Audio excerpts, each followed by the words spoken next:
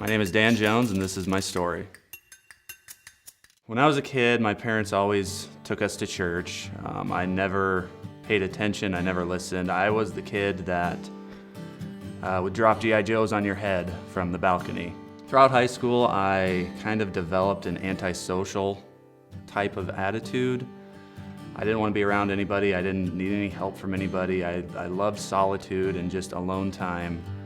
Graduated, and right after graduation I joined the Marine Corps, which is kind of an ironic choice because if there's ever an institution which forces you to rely on other people, it's the military. So I got deployed to Iraq, did my stint there, came home, and that kind of even more bolstered my self-reliance and my pride in myself to be able to handle anything and to be able to survive anything. Kara and I had been dating even before I left for the military, and so we went to Iowa State together. She is very much a social butterfly, and we had not a few arguments about, double dating or going out with friends because I made no effort to make any friends. Eventually, I asked Kara to marry me.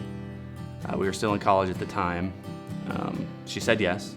2 months after we got married, Kara was giving me a shoulder rub, and she kind of reached her hand down towards my collarbone, and she felt a lump right here about the size of your thumb. I was 24 at the time. I was, I had that just American boy attitude. I'm invincible, nothing can get me. The scans show that you have a fist-sized mass in your chest right here, and it's almost certainly cancer. He basically gave me a laundry list of things it could be, and the majority of them were really bad. Like, get your affairs in order immediately. We went straight to the church where my mom worked. She was a secretary there, the church where I grew up at, and we had to tell her that her son had cancer. And that was really hard.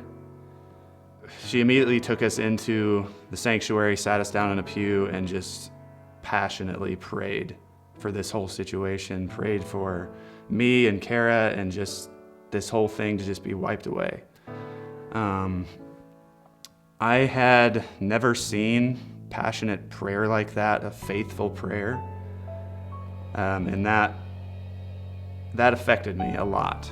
This was almost the ultimate scenario where you're just a passenger in this. You have the cells of your own body going rogue, and they might kill you, and you can do nothing about it. You have to rely on doctors and nurses and technicians to treat you, and you have to trust that. One night, late October, I had enough.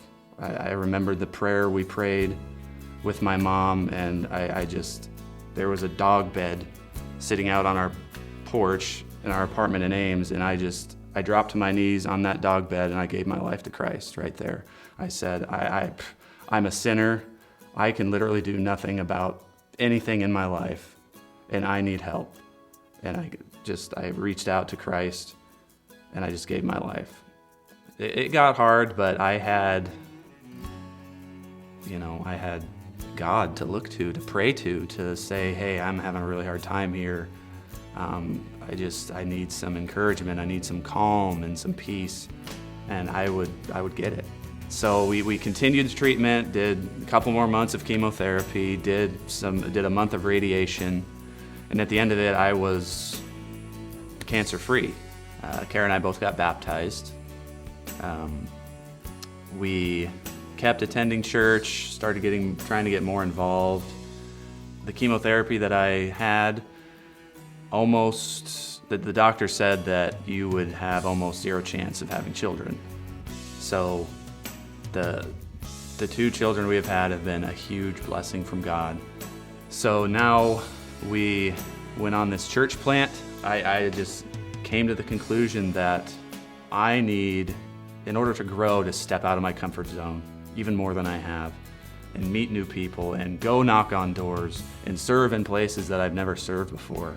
So I went from this all-American individualist who just wanted to forge his own path with no one helping him, to this guy who wholly and totally relies on Christ to get me through daily life.